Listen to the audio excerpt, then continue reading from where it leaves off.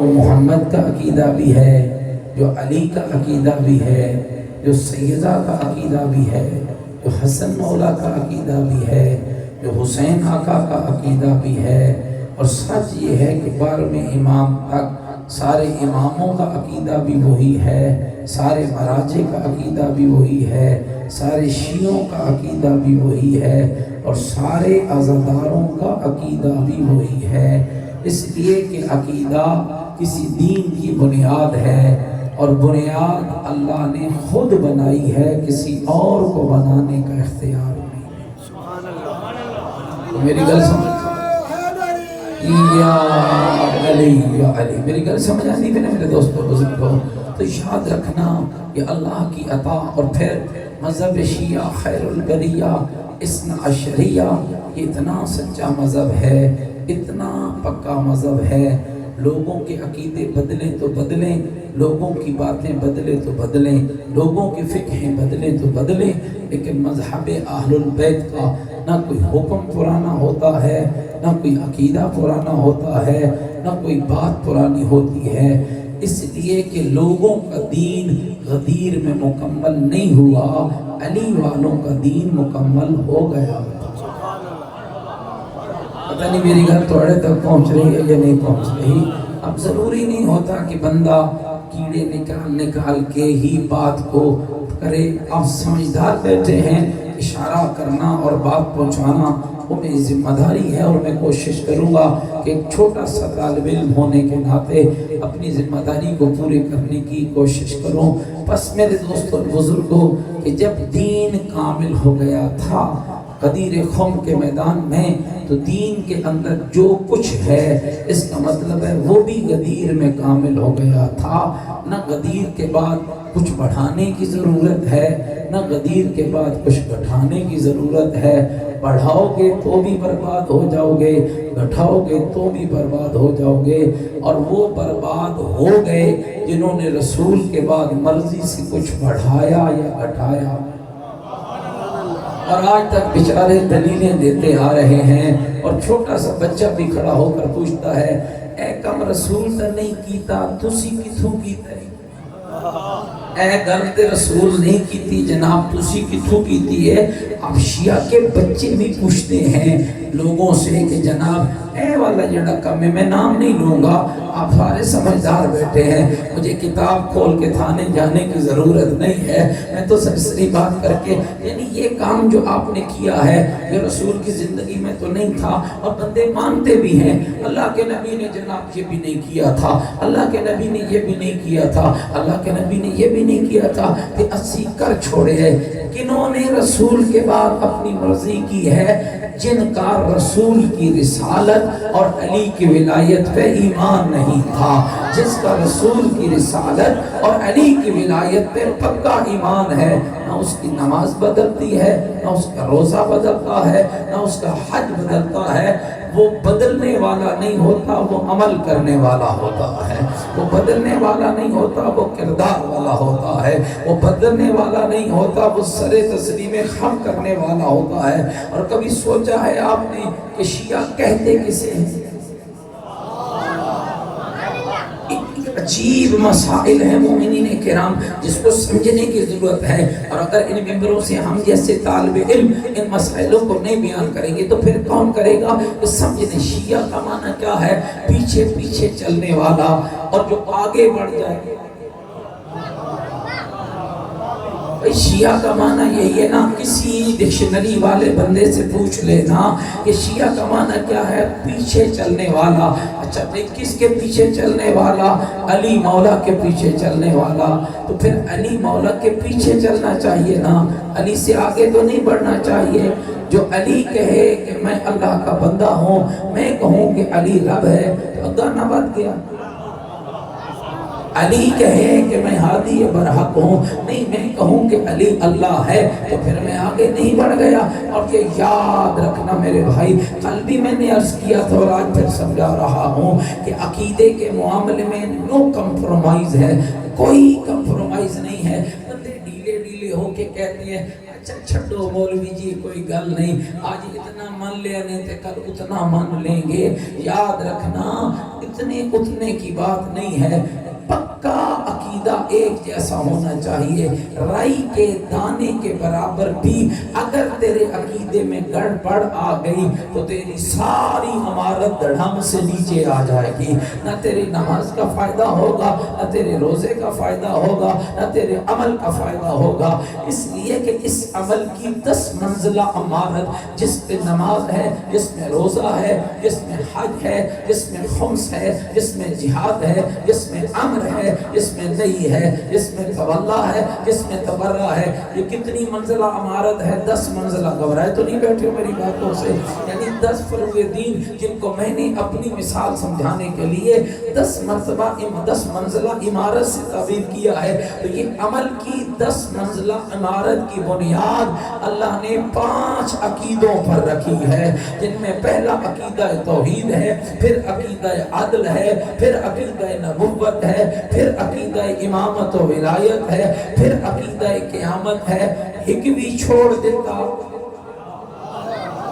تو باقیوں کے ہونے کا کوئی فائدہ، گھبرا تو نہیں گیا میری باتوں سے بھائی؟ پھر باقیوں کے ہونے کا کوئی فائدہ نہیں ہے۔ تو اس کا مطلب یہ ہے کہ یہ محض کہانیاں ہیں کہ چھٹو بھائی ہر کسی کا اپنا اپنا عقیدہ۔ پہلی بات تو یہ ہے کہ اس بات کو ذہن نشین کر لو کہ جب مولا ایک ہے تو پھر عقیدہ بھی ایک ہے، جب مولا ایک ہے تو پھر نماز بھی بولو ایک ہے، جب مولا ایک ہے تو پھر روزہ بھی سارے بولو ایک ہے، جب مولا ایک ہے تو پھر حج بھی سارے بولو ایک ہے، جب مولا ایک ہے تو اس کا مطلب ہے باتیں بھی ساری ایک ہی ہونی چاہیے۔ الگ الگ عقیدے تو ان کے ہوں جن کے مولا الگ الگ ہیں، جن کے امام الگ الگ ہیں۔ ہمارا تو پہلا مولا سے لے کر آخری مولا تک نام الگ ہیں، کردار ایک ہے، نام الگ ہیں، سیرتیں ایک ہیں، نام الگ ہیں، گفتار ایک ہیں۔ اور یہ اللہ کی کمالات میں سے سب سے بڑا کمال ہے کہ اس نے اسی گھر سے ہمیں علی دیا ہے جس گھر سے ہمیں محمد عطا کیا ہے، اسی گھر سے ہمیں حسن دیا ہے جس گھر سے علی عطا کیا ہے، اسی گھر سے حسن عطا کیا ہے جس گھر سے علی عطا کیا ہے، اسی گھر سے حسین عطا کیا ہے جس گھر سے حسن عطا کیا ہے۔ حتیٰ کہ 12ویں ہادی تک نام الگ ہیں، خون ایک ہے، نام الگ ہیں، گھر ایک ہے، نام الگ ہیں، نسل ایک ہے۔ یہی تو دنیا کو پریشانی ہے کہ لوگوں کو نسل کے لوگ ملے ہیں، ہمیں ایک خاندان کے ہادی ملے ہیں۔ یاد رکھنا میرے بھائی، ہاں دین میں ہر نسل کے پاس جانا نہیں، اسی پاکیزہ نسل کی پیروی کرنا جس کو اللہ نے کائنات میں آیت تطہیر کا مصداق بنا کر۔ تو میری گل سمجھ آتی میں نے میرے دوستوں بزرگوں، لہذا یاد رکھو بالکل اس میں نہ کوئی لڑائی کی ضرورت ہے نہ جھگڑے کی، کیونکہ آپ کھولوں سے باہر نکلنا چاہیے اور بات کو سمجھنا چاہیے۔ شیعت فالوئنگ کا نام ہے، پیچھے چلنے کا نام ہے، آگے بڑھنے کا نام نہیں ہے۔ بندہ کہتے ہیں کہ ساڑھے تے جذبات ہی بڑے زیادہ ہیں، اسی تے ہون ایک گل تو نہیں کر سکتے نہ ایک گل چھڑ سکتے۔ ہاں آج چھڑ دے تو اچھی بات ہے، آج سیدھا ہو جا تو اچھی بات ہے، آج اپنی اصلاح کر لے تو اچھی بات ہے، اس لیے کہ کل جب علی کے بیٹے کا ظہور ہوگا تو پھر ڈنڈے سے بات منوائی جائے گی، پھر تلوار کی نوک سے منوائی جائے گی، پھر معاملہ بڑا خراب ہو جائے گا۔ اور پھر جس کی گردن پر امام کی تلوار چلے گی وہ امام کا ساتھی نہیں ہوگا، وہ امام کا دشمن ہوگا، اس لیے کہ امام دوستوں پہ تلوار نہیں چلاتا ہے، امام دشمنوں پہ تلوار چلاتا ہے۔ مومنین کرام، ان باتوں کو سمجھنے کی ضرورت ہے کہ اللہ نے جو سچا دین، جو پیارا مذہب ہم نے عطا کیا ہے، ایسا کسی اور کو عطا نہیں ہوا ہے، ایسا کسی اور کو نہیں ملا ہے۔ چلیے آج ایک بات اور عرض کیے دیتا ہوں، چونکہ جمعۃ المبارک بھی ہے اور آج شاید میں اپنی گفتگو تھوڑی جلدی ختم کر جاؤں تاکہ شور کوٹ کی مجلس جمعے سے پہلے ہو جائے۔ گھبرائے تو نہیں بیٹھے میری باتوں سے؟ مومنین یاد رکھیے گا، یہ کوئی چکر وکر نہیں ہے، بس سیدھی سی بات ہے۔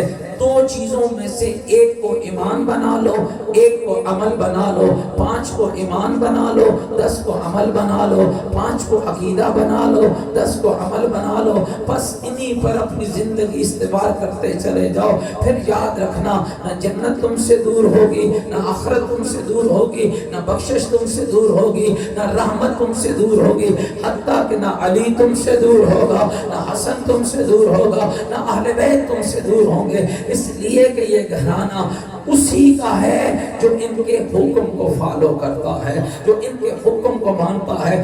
اگر اب بھی سمجھ نہ آئے تو تاریخ کے ان اوراق کو پلٹ لے کہ جنہوں نے اپنی زندگیوں میں اپنا سب کچھ تو لٹا دیا ہے لیکن علی اور علی کے گھر پہ کبھی آنچ نہیں آنے دی ہے. جن کے بیٹے لگے، جن کے گھر لگے، جن کی نسلیں لگی، جن کا مال لگا، جن کی زندگیاں لگی، سب کچھ لٹاتے چلے گئے.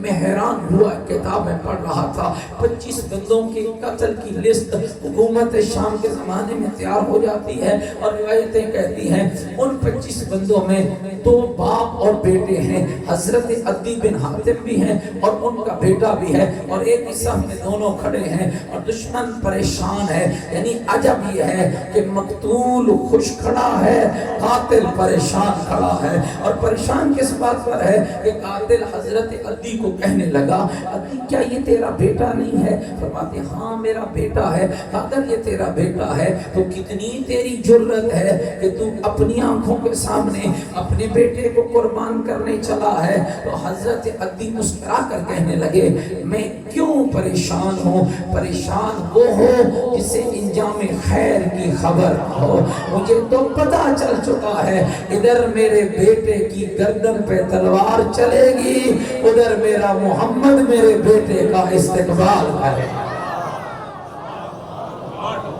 ادھر میرے بیٹے کو برائے تو نہیں بیٹھے میری باتوں سے، ادھر میرے لال کی گردن پہ تلوار چلے گی، ادھر میرا مصطفیٰ میرے بیٹے کا استقبال کرے گا. تاریخ نے ایک عورت کا نام لکھا، تقیدنے میں بیٹھے بھائی، تاریخ نے ایک عورت کا نام لکھا جس کا نام ہے بنت تیہ. یہ عام مستور نہیں ہے. پردے میں آئی ہوئی میری بیٹیاں، بہنیں اور مائیں ذرا غور سے ان لفظوں کو سنیں، یہ تمہارے لیے ضروری ہے اس لیے کہ نسل تمہاری گودوں میں تیار ہونی ہے. جتنی ماں نیک ہوگی اتنی نسل پاکیزہ ہوگی، جتنی ماں عظیم ہوگی اتنی نسل پاکیزہ ہوگی. ماں نیک تھی تو بیٹا ابو ذر بنا ہے، ماں پاک تھی تو بیٹا میسم بنا ہے، ماں عظیم تھی تو بیٹا عمار یاسر بنا ہے، ماں عظیم تھی تو بیٹا حبیب ابن مظاہر بنا ہے. ماں عظیم ہوتی ہے تو نسل عظیم ہوتی ہے. لہذا آپ اس بات کو سمجھیے. بنت تیہ یہ کون ہے جس کے 5 جوان سال بیٹے، 5 جوان مرد بیٹے جنگ صفین میں مولا علی کی معیت میں لڑتے لڑتے لڑتے جام شہادت نوش فرما گئے. اور یہ ایسی باکمال ماں ہے کہ ملک العلماء کے جملے ہیں کہ جس ماں نے کبھی جس ماں کو زمانے نے نہ روتے دیکھا ہے، نہ اپنے آپ کو سرزنش کرنے دیکھا ہے، نہ کوئی پریشان دیکھا ہے، نہ غمزدہ دیکھا ہے. اور یہ قصہ اتنا مشہور ہو گیا اس بنت تیہ کا کہ ہر زبان زد عام پر ہے. یار ایسی بھی کوئی محبت ہوتی ہے علی سے کہ بیٹے بھی قربان کر جائے پریشان بھی نہ ہو. خیال تھا کہ آپ شاید میری باتوں یار ایسی بھی کوئی محبت، یہ ایسی محبت ہے. ایک عورت ہے 5 بیٹے قربان ہو گئے ہیں، کوئی حسن و ملال نہیں ہے، مگر نہ بندے کا ایک بیٹا مارا جائے تو لوگ کہاں سے کہاں یا کلمات تک کہہ دیتے ہیں اور پھر دین تک بدل لیتے ہیں. یہ کیسی عورت ہے؟ اب یہ بات بڑھتی بڑھتی لوگوں کی زبان سے آگے بڑھی تو حکومت تک جا کر پہنچی، اور حکومت سے آگے بڑھی تو حکومت کے بادشاہ حاکم شام تک جا پہنچی. اور حاکم شام اس بڑیا کے رویے سے اتنا اس خیال سے اتنا متاثر ہوا کہ اس نے اپنے سپاہیوں کا ایک جتھا اس کے دروازے پہ بھیجا اور کہا جاؤ بنت تیہ کو میرے دربار میں بلا کر لاؤ، میں دیکھنا چاہتا ہوں اس کو اتنی جرت ملی کہاں کہاں سے ہے، اس کو اتنی طاقت ملی کہاں سے ہے؟ کہتے ہیں جب شام کے سائے ڈال رہے تھے تو وہ ایک جتھا پولیس کا، ان کے دستوں کا، سپاہیوں کا اس کے دروازے پہ آ گیا ہے۔ دوستو خیال کرنے کا لفظ کہنے لگا ہوں، جب بندہ علی سے مخلص ہوتا ہے نا تو اللہ علی کے صدقے جرت بھی بڑی عطا کر دیتا ہے، طاقت بھی بڑی عطا کر دیتا ہے۔ اور دیکھنا ذرا کتنی طاقت ملی ہے اس بڑھیا کو۔ جب سپاہیوں کا جتھا آیا، تو بنت تیہ ہے؟ کہنے لگی ہاں میں بنت تیہ ہوں۔ کہا اگر تو بنت تیہ ہے تو تو وہی ہے جس نے اپنے 5 بیٹے علی پر قربان کر دیے؟ کہا ہاں میں وہی بنت تیہ ہوں۔ کہا حاکم شام تم سے ملنے کی خواہش کرتا ہے اور تمہیں دربار میں طلب کیا ہے۔ مسکرا کر کہنے لگی بیٹے تو میں نے علی پر دیے ہیں، علی کے لیے قربان کیے ہیں، اب اپنے حاکم کو جا کر کہہ دو اے شام کے حاکم تجھے مجھ سے ملنے کی خواہش ہے، مجھے تجھ سے ملنے کی کوئی خواہش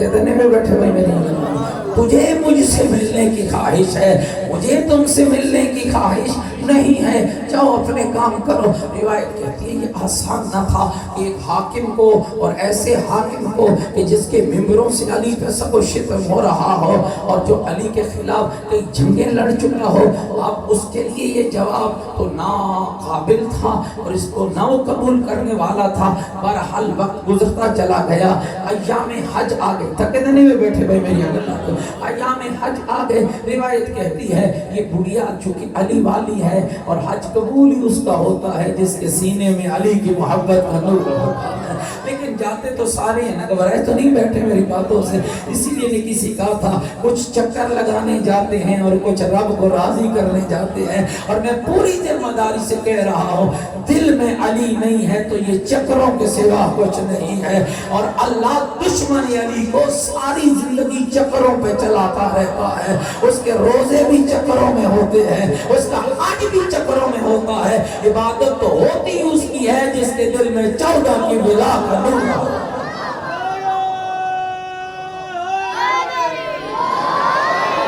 میری دل سمجھ آتی میں نے میرے دوستوں بزرگوں، اگر میری باتیں اچھی لگ رہی ہیں تو مل کے اپنے مولا کی ذات پہ بلند تر صلوات۔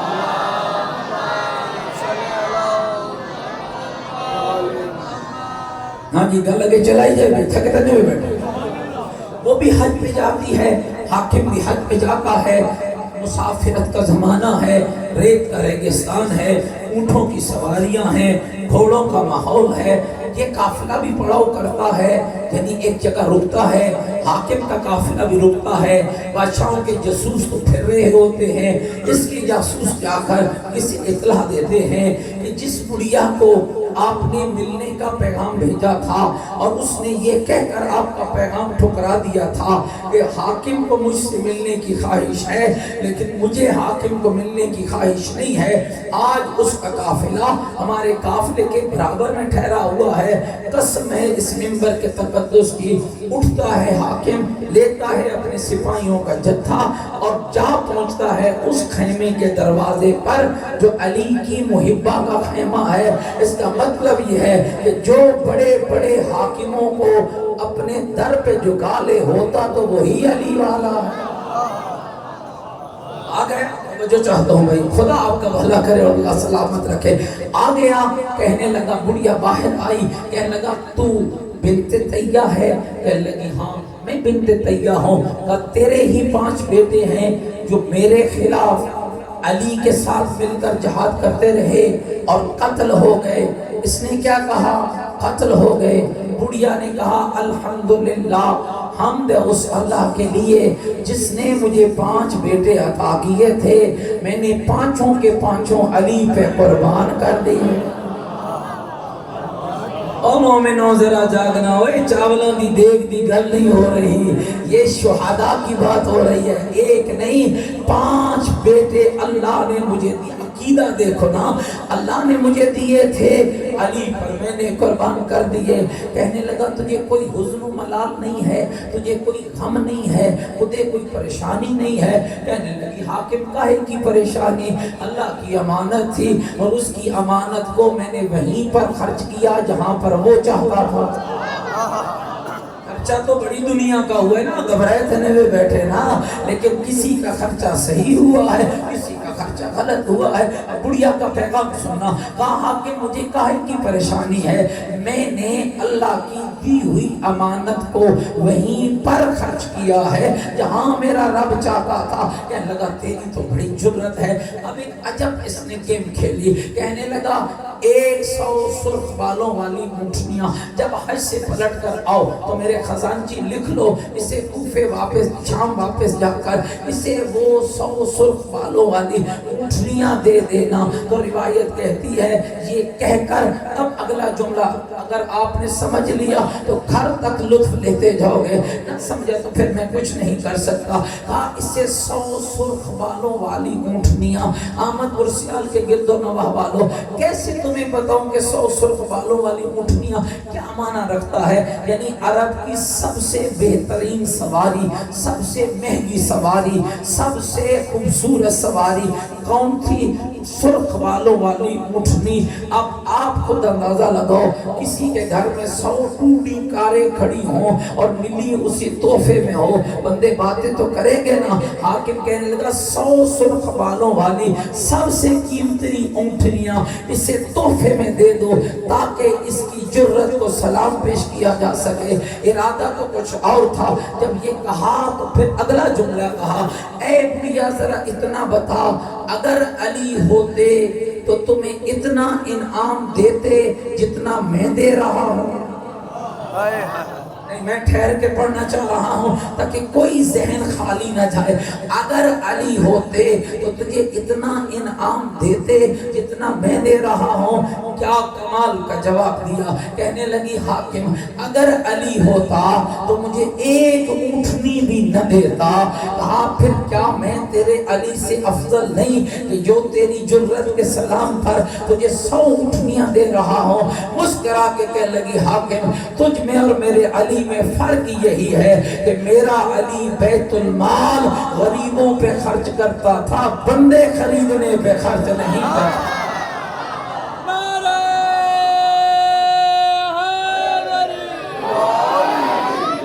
گھبرائے تو نہیں بیٹھے میری باتوں سے؟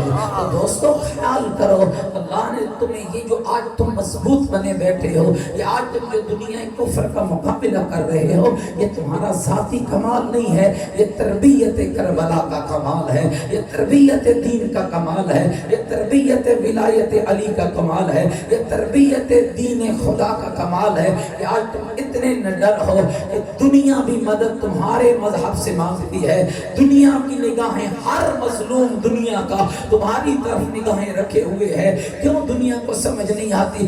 پوری دنیا میں لوگوں نے کافر کافر کافر شیعہ کافر کے نعرے لگائے، ہر ملا بولا، ہر بدتمیز بولا، ہر سٹیج پہ بولا گیا، لیکن آج دنیا کو سمجھ آیا ہے کہاں گئے وہ بڑے بڑے مسلمان؟ آج جاؤ فلسطین کی حالت دیکھو، فلسطین کی بیٹیوں کے ساتھ کیا ہوا، فلسطین کے بچوں کے ساتھ کیا ہوا، فلسطین کے جوانوں کے ساتھ کیا ہوا۔ جاؤ ان ماؤں سے پوچھو جن کے جگر گوشے چھن گئے، جاؤ ان بہنوں سے پوچھو جن کی چادریں لٹ گئی، جاؤ ان بچوں سے پوچھو جن کے سروں سے سایہ چھن گیا، جاؤ ان سے پوچھو جو پانی کی بوند کو ترس رہے ہیں۔ جاؤ آج کے اس دور کی کربلا کا نظارہ جا کر غزہ کی پٹی میں دیکھو، یہاں یہود بھی بڑھ رہا ہے، یہاں نصیری بھی بڑھ رہا ہے، یہاں نصارہ بھی بڑھ رہا ہے، اور آ کر دیکھو کس قدر غلیظ ہیں یہ لوگ کہ وہ مسلمانوں کے قبلہ اول کے تقدس کو پامال کر رہے ہیں۔ میں حیران ہوتا ہوں ان لوگوں کی دو نمبری پر کہ اگر ایک عورت کے جسم پہ لباس ہو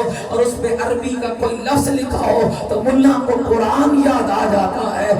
آج مسلمانوں کی بیٹیوں کی چادریں لٹ رہی ہیں، تجھے غزہ کیوں نہیں یاد آ رہی ہے؟ تجھے فلسطین کیوں نہیں یاد آ رہی ہے؟ تجھے نبیوں کی قبریں کیوں نہیں یاد آ رہی ہے؟ تجھے یہاں جہاد کیوں نہیں یاد آ رہا ہے؟ کل افغانستان میں جہاد کے نام پہ تو لڑا، کشمیر میں تو جہاد کے نام پہ تو لڑا، آج تیرا جہاد کہاں چلا گیا ہے؟ جہاں ہر بہن بلا رہی ہے، ہر بیٹی بلا رہی ہے، ہر ماں بلا رہی ہے، ہر بیٹا بلا رہا ہے۔ اب تیرا اسلام کہاں چلا گیا ہے کہ جہاں نجس حیوان چھوٹے چھوٹے بچوں کی لاشیں اٹھا کر نکلتے ہیں اور ان کو گندگی کے ڈھیروں پہ پھینکتے ہیں، کیا گزر رہی ہے ان ماؤں کے دلوں پہ کہ جس کی سینے پہ لیٹے ہوئے بچے کو بم لگتا ہے اور شہید ہو جاتا ہے، جن بہنوں کی چھت چھن چکی ہے۔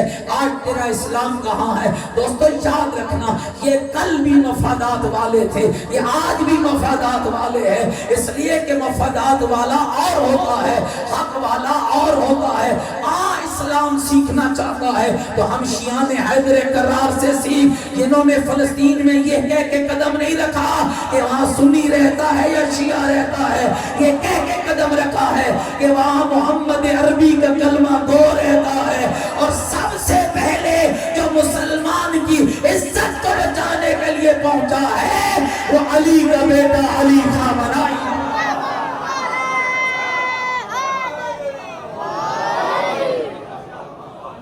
برات سنیں گے آج تیرا سر شیعہ فخر سے بلند ہے، آج لوگ کہہ رہے ہیں کوئی رشتہ نہ صحیح، اسلام انسان کا رشتہ تو ہے۔ میں اسی لیے کہتا ہوں لوگوں کے ہاں مفادات کی باتیں ہوئی ہیں، تشیعوں میں انسانیت کی بات ہوئی ہے، تشیعوں میں کردار کی بات ہوئی ہے۔ ہم نے ہمیشہ انسانیت کا درس دیا ہے، اور یہ درس ہمیں کربلا سے ملا ہے، یہ درس ہمیں شہید کربلا سے ملا ہے۔ اس لیے کہ دیکھو میرے دوستو بزرگوں، مدینہ سے لے کر کربلا تک جس واقعے کو اٹھا لو، جس خطبے کو اٹھا لو، جس خط کو اٹھا لو، ہر واقعے میں حسین درس ہدایت دے رہا ہے، درس نجات دے رہا ہے۔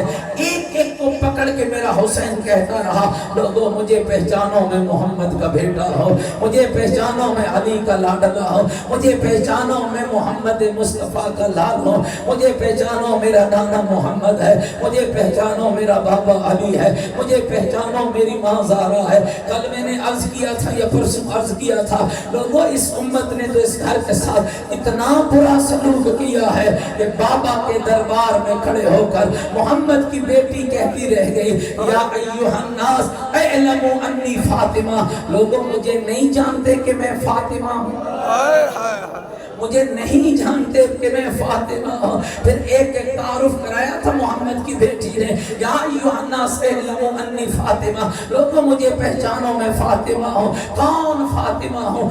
ابی محمد المصطفیٰ، میں وہ فاطمہ ہوں جس کا بابا محمد مصطفیٰ ہے، میں وہ فاطمہ ہوں جس کے گھر میں قرآن اترا ہے، میں وہ فاطمہ ہوں جس کے دروازے پہ ملک الموت رکا ہے۔ مومنین آخر کیا جرم تھا زہرا کی اولاد کا؟ کسی بچے کو کہاں مارا گیا، کسی کو کہاں مارا گیا؟ اگر تاریخ کربلا اٹھا، کتنے نازک چہرے، کتنے نازک چہرے تجھے زخمی نظر آئیں گے۔ کہیں سکینہ زخمی ہے، کہیں علی اصغر زخمی ہے، کہیں عون زخمی ہے، کہیں محمد زخمی ہے، اور آگے بڑھو تو کہیں ابراہیم زخمی ہے، کہیں مسلم کے لال زخمی ہے۔ مومنین میں غلط پڑھنے کا عادی نہیں ہو، جو میں نے کتابوں میں پڑھا ہے، چھوٹا سا طالب علم ہوں اسی بات کو پڑھتا ہوں۔ شام غریبہ کوئی عام شام نہ تھی، خالی زینب کی چادر نہیں لٹی، حسین کے یتیم بھی کم ہو گئے تھے۔ ساری رات نبی زادیہ یتیموں کو ڈھونڈتی رہ گئی، اور عجب یہ تھا دو ڈھونڈ کے لاتی اگلے دو گم ہو جاتے، اگلے ڈھونڈ کے لاتی پہلے دو گم ہو جاتے، اور اسی بھیڑ میں وہ دو بچے بھی گم ہو گئے کہ جن کا بابا کوفے میں مارا گیا تھا، اور جس کے بچے پھرتے پھراتے پتہ نہیں کون سی مشکلوں کو سہتے، کون سی صعوبتوں کو برداشت کرتے اس شہر میں آ گئے جس نے کبھی اس گھر کے ساتھ وفا نہیں کی ہے۔ کوفے کی گلیوں میں سردرداں مسلم کے بیٹے پھر رہے تھے، اور روایتیں کہتی ہیں کہ وہ مشکل لمحہ تھا کہ بچے بھی ہوں، نہ ماں ہو نہ باپ ہو۔ روایتیں کہتی ہیں کیا حال ہوا مسلم کے لالوں کا، کوئی کس گلی، کوئی کس بازار، کوئی کس زندان، کہیں گرم پانی دیا گیا، کہیں باسی روٹی کھلائی گئی، کہیں کسی کے تماچے جھیلنے پڑے، کہیں کسی نے جو رحم کھا کر راستے پہ لگایا، پلٹ کے پھر کوفے میں واپس آ گئے۔ ابن زیاد کے سپاہی جن کو ڈھونڈ رہے تھے، اور کتنا مشکل وہ لمحہ تھا کہ جب یہ شہزادے پھرتے پھراتے اس کنویں پہ آ گئے جس پہ پانی بھرنے والی ایک مومنہ ہے۔ جب اس نے بچوں کا سایہ پانی میں دیکھا تو کہا او بچوں کون ہو؟ ایک ایسے ڈرے ہوئے تھے نا مسلم کے بچے، ایسے ڈرے ہوئے تھے۔ جب اس عورت نے کہا نا کون ہو، کہا اگر ہم بتائیں ظلم تو نہیں کرو گے، اگر ہم بتائیں ظلم تو نہیں کرو گی؟ کہنے لگی نہیں، میں ظلم کیوں کر سکتی ہوں، میں تو آل محمد کی محبہ ہوں۔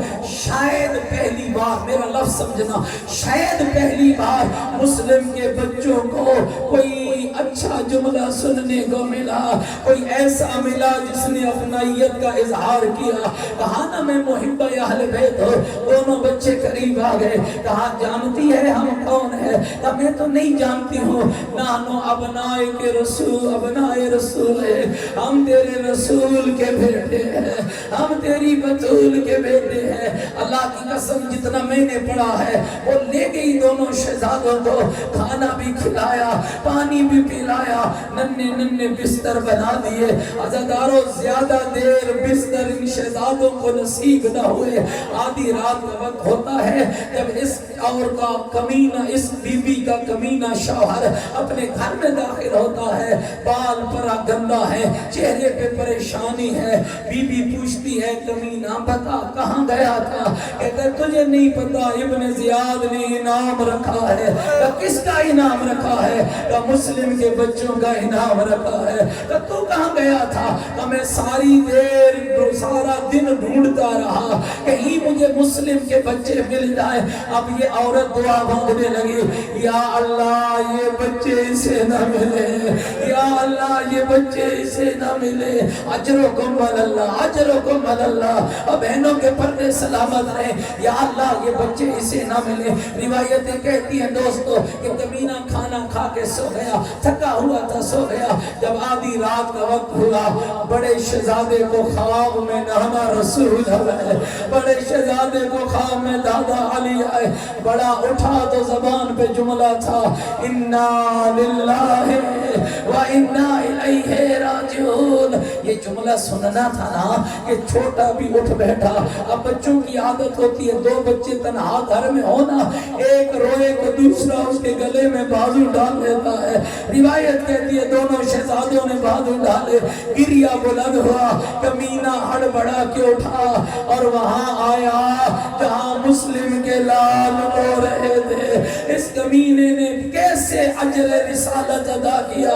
یوں بچوں کو پکڑا، پہلے پہلے تماچا مارا، پتہ نہیں تو کیا سننا چاہتا ہے، یوں بچوں کو پکڑا، پہلے پہلے تماچا مارا۔ حارث سے ملعون کہنے لگا کون ہو؟ اگر بتائیں ظلم تو نہیں کرے گا، جلدی بتاؤ کون ہو؟ کہا تیرے رسول کے بیٹے ہیں، ہم مسلم کے لال ہیں۔ اب ایک تماچا نہیں لگا، اب کوئی ادھر سے مارتا، کوئی تماچا ادھر سے مارتا۔ اس ظالم نے کئی تماچے مارے۔ عزاداروں پہلے بستر پہ سوئے تھے نا، اب کمینے نے رسیوں سے پکڑا، عباس ستون کے ساتھ باندھ دیا۔ ساری رات مسلم کے گلشن کے پھول ستون سے بندھے کراتے رہے۔ کبھی نانا محمد کو یاد کرتے ہوں گے، کبھی دادے علی کو یاد کرتے ہوں گے، کبھی باب مسلم کو یاد کرتے ہوں گے۔ اجرکم اللہ، اجرکم اللہ، اجرکم اللہ۔ صبح کی تو پھوٹنے لگی۔ اس کمینے نے اپنے ایک حبشی غلام کو بلایا، کہا جا ان بچوں کو قتل کر کے ان کے سر میرے پاس لے آ۔ وہ بچوں کو لے کے چلنے لگا، چند قدم چلا کہ شہزادے کہنے لگے تو تو بلال کی شکل دیتا ہے، تو تو بلال کی شکل دیتا ہے۔ آواز آئی بلال کو تم کیسے جانتے جانتے ہو؟ ہم اس رسول کے بیٹے ہیں جس کا مؤذن بلال تھا، ہم اس رسول کی اولاد، اجرکم اللہ اجرکم اللہ، ہم اس رسول کی اولاد ہے جس کا مؤذن بلال تھا۔ دوستو یہ پھینک کے تلوار بھاگتا ہے، پھر بیٹے کو بھیجتا ہے۔ شہزادے کہتے ہیں او جوان، تو علی اکبر کی جوانی کی مثال لگتا ہے۔ کہا کون علی اکبر کا؟ حسین کا بیٹا۔ کہا کون حسین کا؟ محمد کا نواسا۔ کہا تم کیسے محمد کو جانتے ہو؟ کہا اسی محمد کی عطرت ہے، اسی محمد کی اولاد ہے۔ بیٹا بھی بھاگ گیا۔ اب یہ کمینہ اٹھا، میری طرف دیکھنا، کچھ باتیں دیکھنے لائق ہوتی ہے۔ اب یہ اٹھا، اس نے اجر رسالت کا پہلا قدم اٹھایا، دونوں شہزادوں کو بالوں کی چوٹیوں سے پکڑا۔ میرے بھائیوں بعید نہیں کہ شہزادوں کے پاؤں زمین سے بلند ہونے لگے ہوں گے۔ یہ پکڑ کے لے جا رہا تھا۔ مسلم کے بیٹے منتیں کر رہے تھے، کمینہ قتل نہ کر جنت لے دیں گے، قتل نہ کر تجھے جنت لے دیں گے، اجگر سنبھالنا۔ کہنا مجھے جنت نہیں چاہیے۔ کہا کیوں مارنا چاہتا ہے؟ کہا مجھے انعام چاہیے۔ سنو گے سادات کی غربت دوستو، کر لو گے برداشت جملہ؟ کہا نا مجھے انعام چاہیے۔ دونوں شہزادے کہنے لگے کمینہ ہمیں قتل نہ کر، غلام بنا بازار بیچ، غلام بنا بازار بیچا، کہاں سیدوں کو بیچا، پیسے مل جائیں گے۔ کمینہ کہتا ہے نہیں نہیں مجھے سر چاہیے۔ کہا کمینہ ہمیں مار نہیں، ہمیں زندہ ابن زیاد کے دربار میں لے جا، جو فیصلہ ابن زیاد کرے گا وہی ہمیں قبول ہوگا۔ کہنے لگا نہیں مجھے تمہارے سر چاہیے۔ نہر کے کنارے پہنچا، کس طرح وَاسْتَعِينُ بِالصَّبْرِ وَالصَّلَاةِ کی عملی تفسیر بیان ہونے لگی ہے۔ جو شیعہ کہتے ہیں مجھے نماز کی عادت نہیں ہے، اگر نماز پڑھنے کا دل نہ کرے نا تو مسلم کے بیٹوں کو یاد کرنا، نہ ماں پاس ہے نہ باپ پاس ہے۔ نہر کے کنارے دونوں بچے کہتے ہیں کمینہ اگر مارنا ہی چاہتا ہے نا ہمیں 2 رکعت نماز پڑھنے، ہمیں 2 رکعت نماز پڑھنے دے، ہمیں 2 رکعت نماز پڑھنے دے۔ کہتا ہے اگر دیتی ہے نماز فائدہ تو جاؤ نماز پڑھ لو۔ عزادارو دونوں شہزادے وضو کرنے لگے۔ آؤ میں اگلا جملہ کہنے سے پہلے اس کو یاد کرتے ہیں جو غیبت کے پردے میں بیٹھا رو رہا ہے، جو صبح شام روتا ہے، رو رو کر کہتے ہیں لوگوں ہمارے بچوں کا جرم کیا تھا، لوگوں میرے جد کا قصور کیا تھا۔ میرے بھائیوں یہ تھوڑی دیر کے بعد میرے عزیز مسلم کی جوڑی کے جنازوں کی شبیہ لائیں گے۔ میں انتہائی معذرت کے ساتھ کہتا ہوں یہ وہ شبیہیں ہیں جو تم نے اپنی محبت میں بنائی ہیں۔ ہاں یہ تم نے چادریں ڈالی، چھوٹے چھوٹے جنازے تیار کیے، بڑی عقیدت اور احترام کے ساتھ تمہیں اٹھا کر اسے تم لاتے ہو۔ اور تمہیں میں بتاتا ہوں کہ جب مسلم کے بیٹوں کے ساتھ حارث ملعون کا ظلم ہوا جنازوں کا حال کیا تھا؟ پہلے سارے ہاتھ بلند کرو نا، سارے شرم نہ کرنا۔ پر میں امام کو پرسہ دیتے ہیں دعا کی خاطر، دعا کے لیے ہاتھ بلند کرو۔ السلام علی الحسین الغریب۔ 5 محرم ہو، مومن کے کان میں آواز پڑ جائے حسین غریب ہو گیا۔ السلام علی الحسین المظلوم، السلام علی بنات الحسین، السلام علی علی ابن الحسین، السلام علی ابناء الحسین۔ کہنے لگے شہزاد کمینہ اگر مارنا ہی چاہتا ہے 2 رکعت نماز پڑھنے دے۔ کہتا ہے اگر دیتی ہے نماز فائدہ تو پڑھ لو۔ حسین کے بچوں نے وضو کیا، 2 رکعت نماز پڑھی، کمینہ آگے بڑھا۔ مجھے نہیں پتا چلا حارث جیسے ملعون نے کرتے اتارنے دیے یا نہیں دیے، لیکن اتنا کہتا ہے جیسے بڑا شہزادہ کھڑا تھا کمینے نے ہوا میں تلوار کو بلند کیا، بڑے شہزادے کے سر پہ وار کیا، سر ادھر گرا، دھڑ ادھر گر گیا۔ جنازے لے کر میرے عزیز آئیں گے اور میں انہیں کہوں گا ذرا رک جائے گا، پہلے مجھے آخری جملہ پڑھنے دے گا، پھر تم جنازوں کو کو مومنین کے پاس لے آیا، بڑے شہزادے پہ حملہ کیا، سر ادھر گرا، دھڑ ادھر گرا۔ مجھے ایمان سے بتاؤ، اکبر کو برچھی لگی، حسین پہنچ گیا، عسکر کا گلا کٹا، حسین پہنچ گیا، اونا محمد کے لاشیں گرے، حسین پہنچ گیا۔